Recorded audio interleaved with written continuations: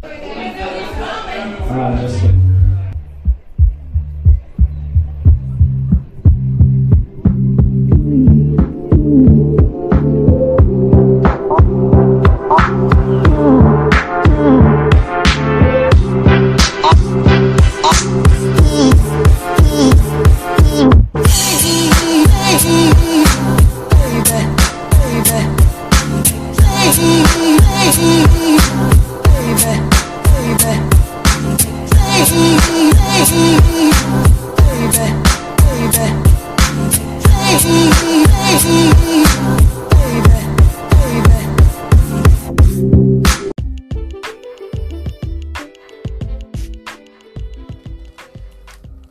Oh, yeah. Hello, and welcome to another fucking just weird episode of Mad City Podcast. I am your host, as always, Patrick Kempfer, the most maddest motherfucker you'll ever meet. With me, per usual, is Daisy Dog. She's chilling. We're just enjoying the cool spring, cool spring air. Yeah, it's 3:33 a.m. exactly. And yeah, door's wide open. It's kind of wet out. That spring rain is in. Yeah, I have so many things I want to talk about, so buckle the fuck up, buttercups, because it's showtime. We have some things that needs to be said. Yeah, quite a bit has been going on since the last time I really sat down and spoke to y'all. Man, a lot is happening. A lot is happening in my life. Good things. Things that I am very, very, very fucking grateful for. Some shit I've been, just riding on it, just like, wow, this is so cool. Like, I love this. Like my job, I continue to just really enjoy my job. I wish more people could say that. It's great. I love being able to look forward to going to work. All the things that I get to do there, in terms of like opportunities to be of service to other people, and just to be able to meet so many different interesting folks. It's fucking wonderful. I get to really be myself there, and it's a luxury that a lot of people really don't have. My love life is, well, full of love. So I have to say that's pretty goddamn good too. It's incredible how just, by being honest with people and telling them how you feel and what it is that you're really looking for, in, like, your human counterparts. It's amazing what you can accomplish with just a little bit of honesty. Write that down, folks. It's amazing what you can accomplish with just a little bit of honesty. So many people just want to, play fucking games and bullshit with each other and test each other, and like, oh, well, maybe if when I do this, if they react this way, they'll, then I'll know. It's like, what will you know? That you're a crazy fucking person who's tried to manipulate somebody? and quartered them into an unreasonable fucking situation where like their only reaction is probably panic and confusion, and then they just relent and they're just like, oh, it's okay, so everything's okay. Like, dude, people treat each other in relationships like the way they do in like romantic comedies, and that's super fucked up. I mean, yeah, those movies are funny and entertaining and I love them, but do not take fucking like advice from that shit.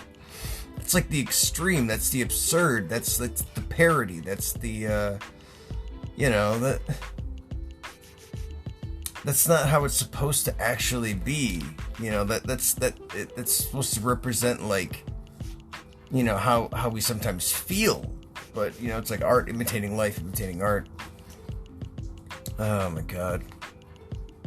It's like you sucker somebody into a relationship. I got him. Now what? Now what are you going to do? Pretend like you're that fucking cool all the time? Pretend like you're that warm and loving? Pretend that you're that funny? That's the problem. It's like, everybody, why pretend to be anything? Don't pretend. Just be you. Be weird. Be silly. And if people don't like it, then find somebody else that will. It's really not that complicated. Everybody's just so afraid. So much goddamn fear. Where was I going with this? Oh yeah, lots of things to talk about. So yeah, the love life is going good. I'm currently enjoying the pleasure and attention and giving pleasure and attention to two beautiful women that I've met on my journey here in life. And I don't say it like that because I'm like boasting, I'm not bragging. It's nothing like that. I find that people that try to do that though, like, yeah, man, I got so many chicks, and they don't even know about each other. Why? How's that gonna go? Good luck. It's like, again, games. No, like they're different people, and they have different values and share some values. I really love them both. It's a funny word, love. People throw it around and like don't really know what it means, and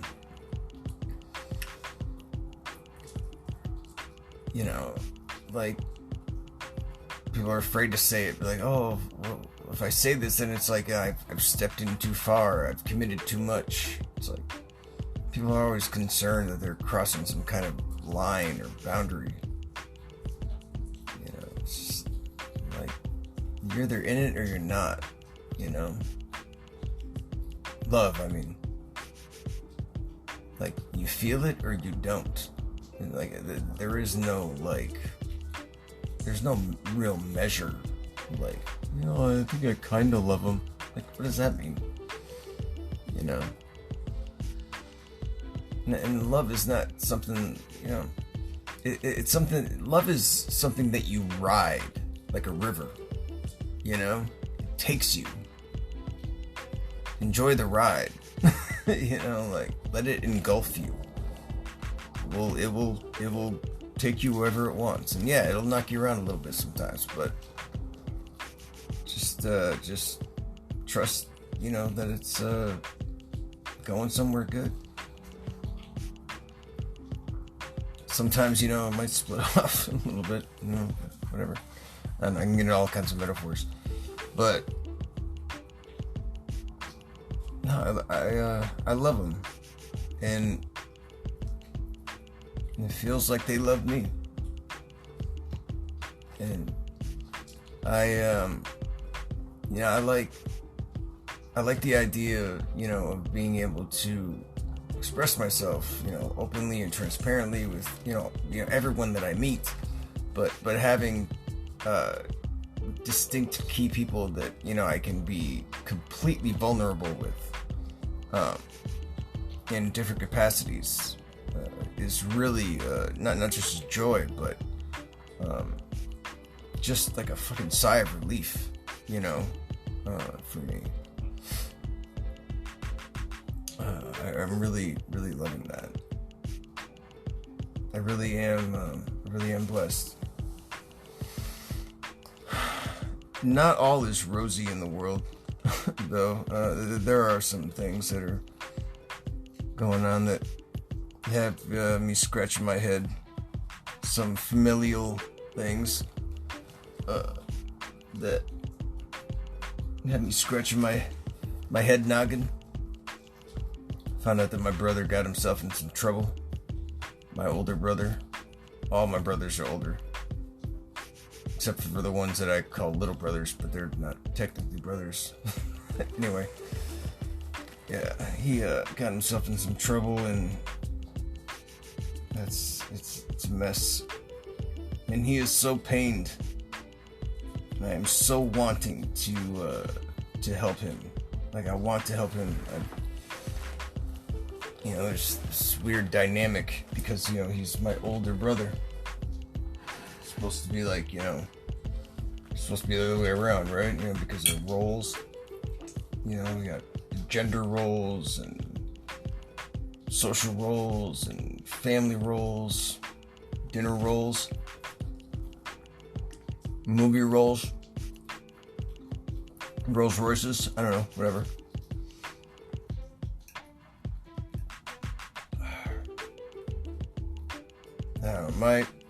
My older brother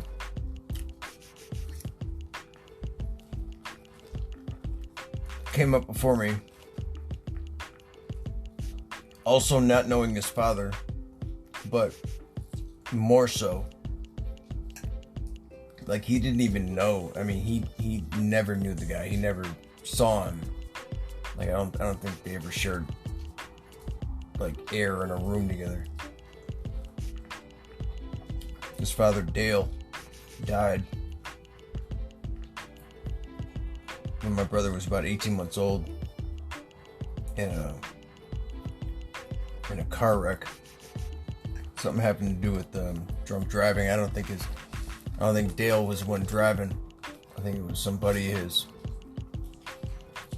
But they were drunk, and they were young, like, early 20s.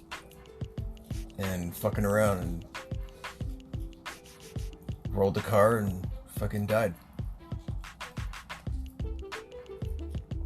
My brother was about 18 months old. So he grew up just not having any kind of idea, like, what a man was supposed to be like, what a role model, a father figure should be. I grew up with sort of like an idea.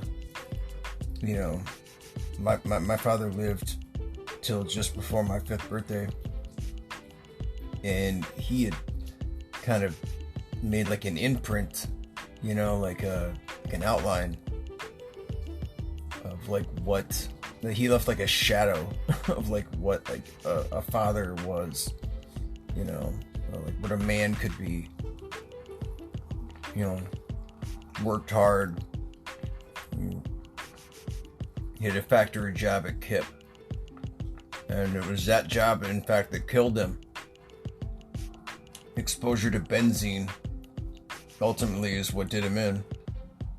I don't know if I necessarily call it chemical poisoning, but I think it just got on him somehow, like over time, maybe. And inevitably, when it did was, I don't know, you ever see that movie, Outbreak? It's kind of like the way that, what was it, cola? Yeah, like liquefied his lung, or not his lungs, his internal organs. like all his internal organs like ruptured. I have like vague memories of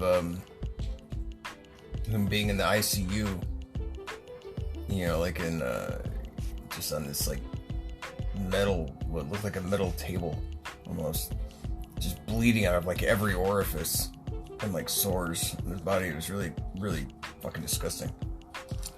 For a long time I thought it was just like a bad dream, until my grandma, his mother, confirmed it shortly before she died. She wrote it down, saying like, yeah, your dad died a really bad death. I'm like, yeah, I know. Then she described it. I'm like, holy shit, that was real. God damn.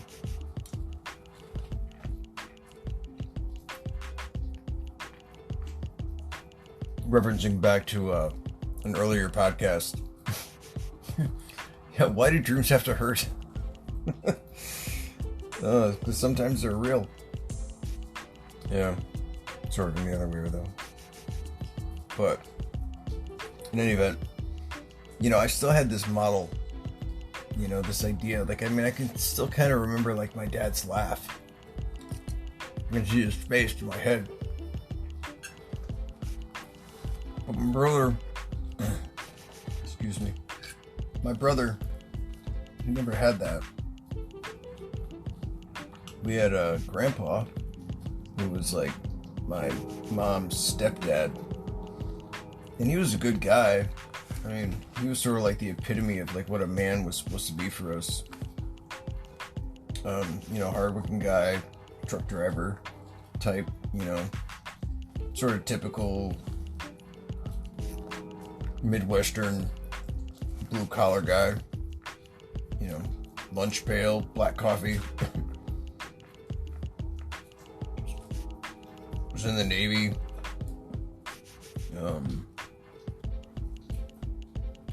You know, fucking drank beer, like football, all that shit. But I don't know, there's like a dark side to him.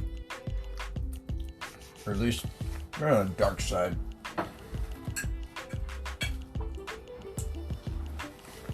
But there was a side to him that a lot of people didn't see. That he kept hidden. Basically what I'm saying is he had secrets. Everybody has secrets, right? But the problem with having secrets is that in order to protect them, sometimes you have to lie.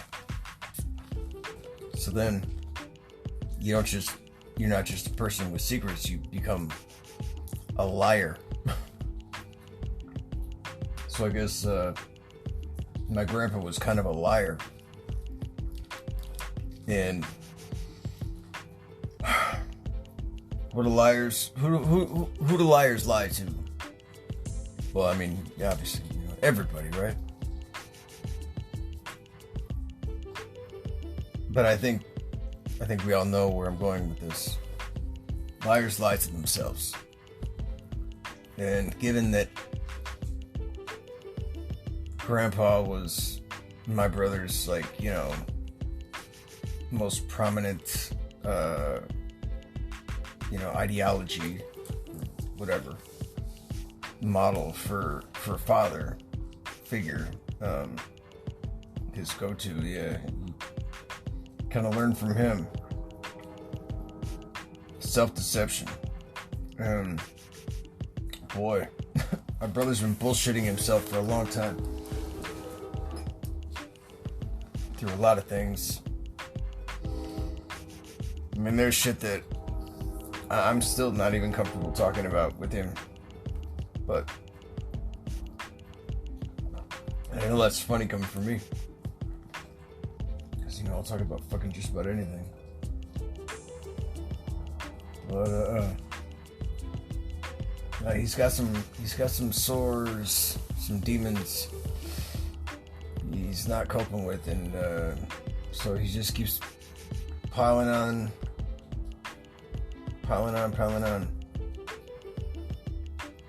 Trying to get him some help this time again, and if I can get it, like, in his path, you know, at the right moment, hopefully might be able to avert, you know, any more damage. I don't want anything else that, you know, that's irreparable to happen. He lost his wife a few years ago, and I know that he feels terrible about that.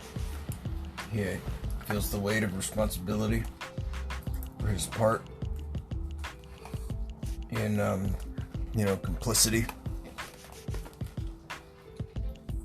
corroboration, whatever you want to call it. But I don't know. It sucks, you know, when you when you use with people. You know, when you use drugs, people, and somebody dies, chalk it up to what, like recreational, occupational hazard. Somebody's life is gone. You know, like, whether you held them down and, you know, or fucking put a gun to their head and said, you know, put this in your fucking system or I'm gonna shoot you or something. Yeah, regardless, you're gonna feel survivor's guilt.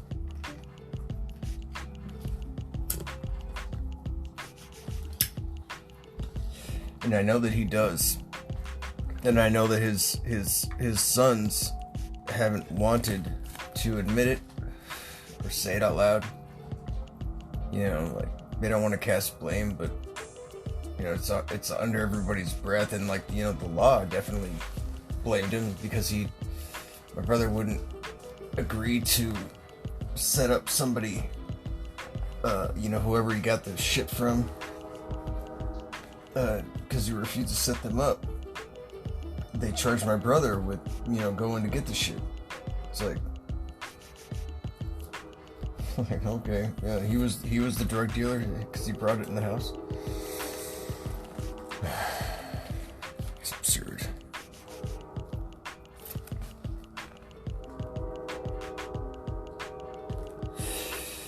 Well, anyway,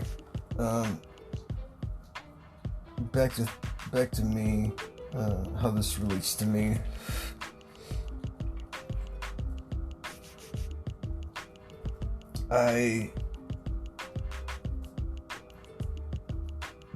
I've always had my ear kind of on the track, you know what I mean?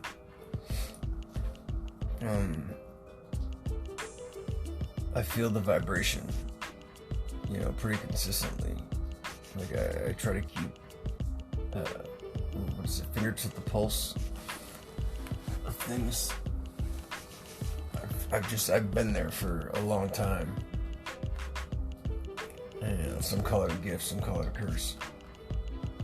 Sometimes, though, I press pretty hard. And I slow everything down to that one singular vibration. And I can truly see without my eyes what all of this is and who I am and how we are, you know, all just this one thing. It's always very conflicting realizing the source of conflict is that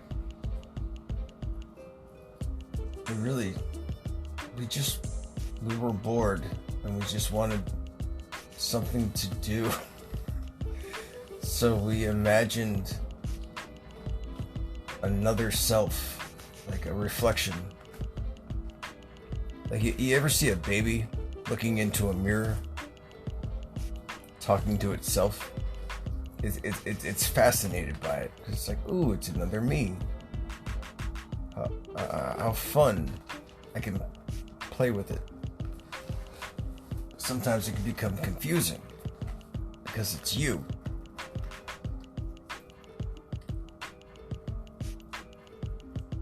You ever played chess with yourself and lost?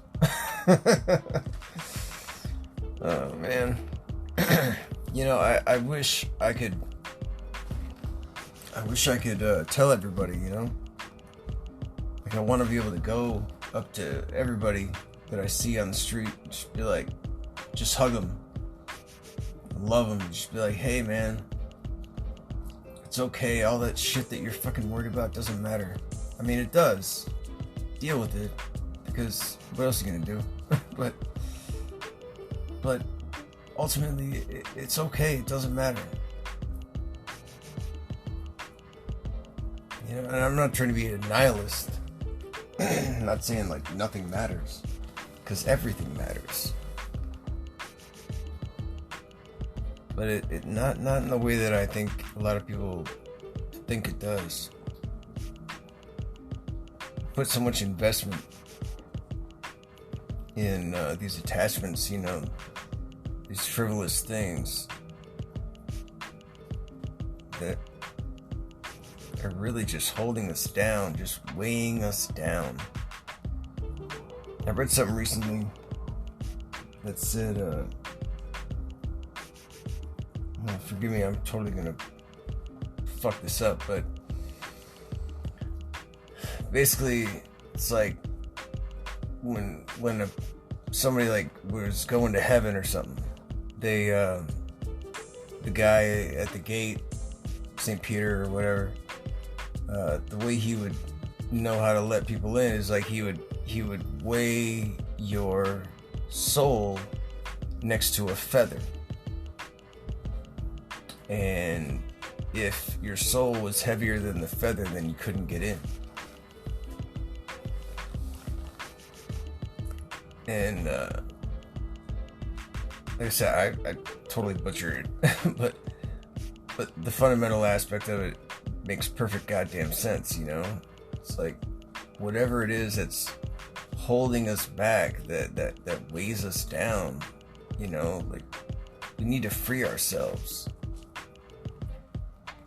from anger, from sadness, from spite. We need to let go of all the bullshit and just be at peace. I've always, not always, I guess, well, sort of, yeah, consider myself an atheist. I was born, genetically Jewish, raised Catholic, and then became an atheist.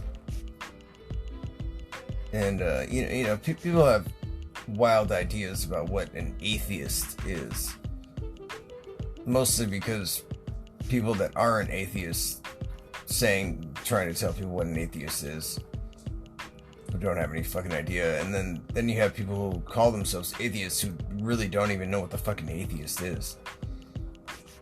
An atheist. Well, first of all, it's just a theist. Somebody like theism. Like the belief in God. Theism. Belief in God. So, like a theist is someone who believes in God. A polytheist is someone who believes in many gods. Like the Greeks, and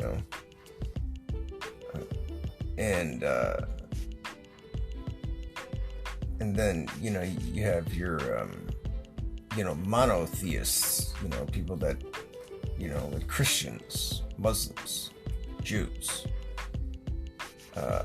They believe in like one singular God. Monotheists.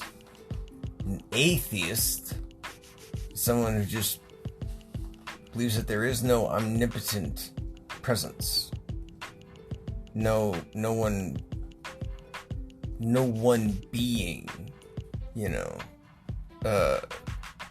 craftily, dictating all of these things that's going on. Basically, it's all just like a working organism, of its own volition. The universe. And now, I've always kind of thought of it like that, but I found out recently this other definition that I was completely fucking aware of.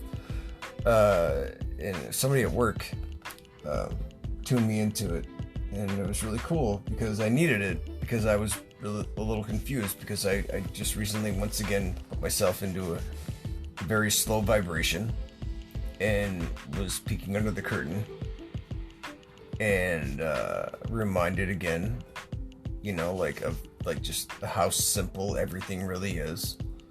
And it was like, oh yeah, wow. But then in trying to sort of get my footing back, I was like, well, wait, hold on. I was having a hard time readjusting. And she proposed that I, was possibly like my belief structure, whatever, would fit neatly into this pantheism. It's basically says that the universe and nature are like one thing. Which, it's like, well, yeah, I mean, I don't know, this sort of makes sense to me. It's like, well, yeah, duh. But that's actually part of the whole thing.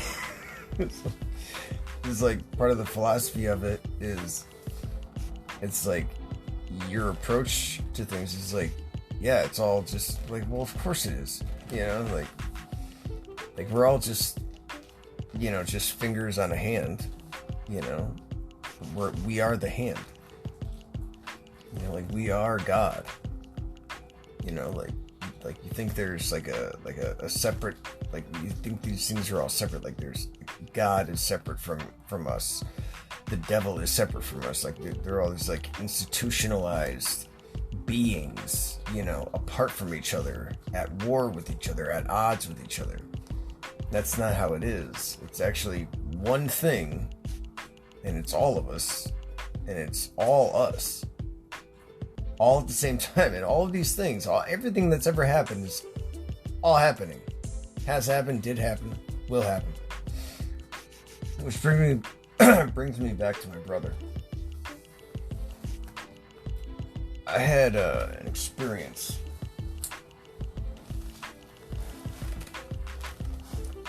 about, let's see, it would have been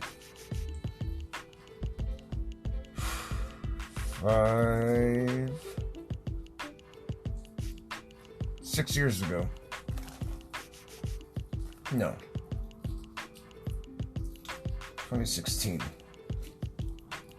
4 + 1. Yeah, 5 years ago. Almost 5 years ago. I was in my condo around this part of town, but a few yards that way. And it was real early in the morning, probably something like this. And it was like late April. And I heard my brother's voice. It was like he yelled or screamed or something. And it was like this terrible, like a shot, kind of, like a loud noise. And then it was like, I felt him like ripped away from me. Like I felt like his presence, like the way I talk about feeling connected still to my son. Like I still feel that connection. It was like I felt like the umbilical cord or something, like between me and my brother was like cut. The cord was cut. Like it was like kind of took my breath away. It had me all out of sorts. And I talked to a older, wiser man than myself.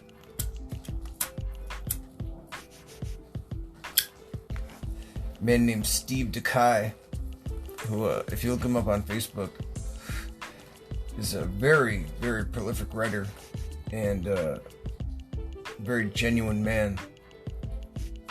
And I talked to him about it in that moment because he happened to be awake. As like me, I think he does a lot of his best thinking in the dark. There isn't so much distraction.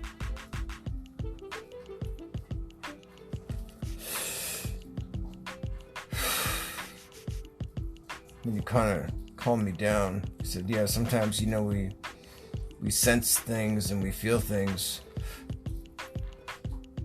that haven't happened. But it feels like they have. Thinking like, well, maybe I was feeling something that happened, but just didn't happen yet.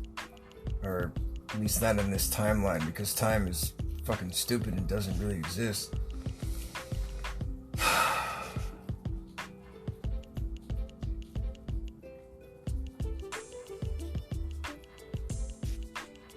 It's interesting because Aaliyah talked to me about hearing the sound of her husband's voice screaming, in the moment that he had shot himself. And even though he was miles, thousands of miles away, like she heard and felt it somehow. And then found out later, yeah, he had actually killed himself. And that's kind of what I thought my brother had done that time years ago. But it didn't happen.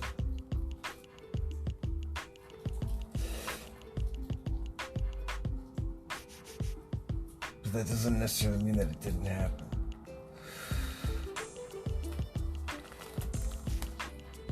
It's kind of like how that all happened for her on Journey's birthday. And she got the text from Jason at the time that Journey was born, and then heard that sound in her head, that loud noise and that shot at the time of his death was the same time of death that my son had. But it was like, but Journey died 2 years prior. So it's like time seems kind of irrelevant. Like the timing itself is relevant, but like, I don't know. It's not linear. It's like all these things are just sort of like overlapping each other.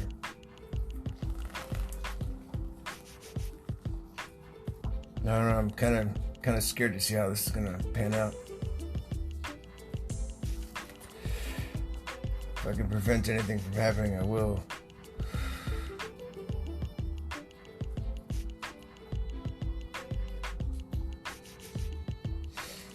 Anyway, I had to get that load off. I appreciate you all for listening, if you are listening.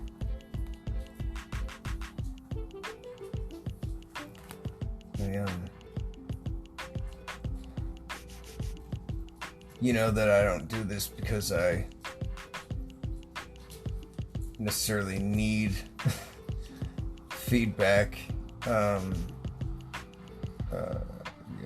It's not a dialogue, obviously, but I would like to hear from some of y'all, though, if possible. If anything that I've talked about here, like if you've had any kind of experiences like this, please share them with me. I would really like to know what you think and like what you felt, and kind of how you sort of dealt with it. Of course, you can message me on Facebook at Mad City Podcast, or on Instagram Mad City Podcast, or on YouTube at Mad City Streets. And of course, you can find me on Facebook once again. I'm Patrick R. Kempfer, the most Madison motherfucker you will ever meet. Well, till next time, I just want to say thank you, all of you, for being with me and listening and participating in this crazy thing that we call life. I appreciate you all, and I love you, and I mean it. I really do. Alright, now if I can only figure out how to turn this goddamn thing off.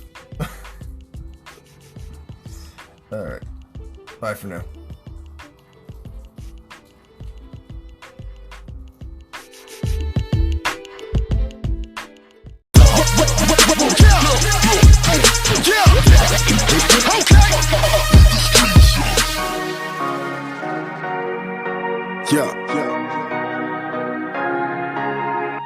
Yo, where the life at? Yeah, I'm needing more, cause I've never been in a town like this, is such a bore.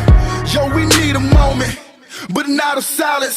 Something needs to happen round here, cause we're losing vitals. Let's cause a riot out here, cause we need to turn it up. Let's cause a fire, cause this town is cold, let's burn it up.